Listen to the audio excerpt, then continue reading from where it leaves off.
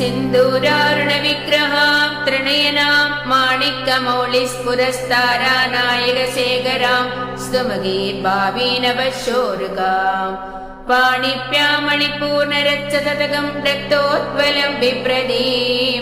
सौम्यां रत्नगडत्तरक्तशरणां ध्यायेत् पराम् अम्बिकाम् अरुणां करुणातरङ्गिताक्षीं त्रितपासाङ्कुशपुष्पबाणशाभाम् अणिमाभिधिरावृताम् अयूहै अहमित्येव विभावये भवानीं ध्यायेत् पद्मासनस्तां विकसितवदनां पद्मभद्रायदाक्षीं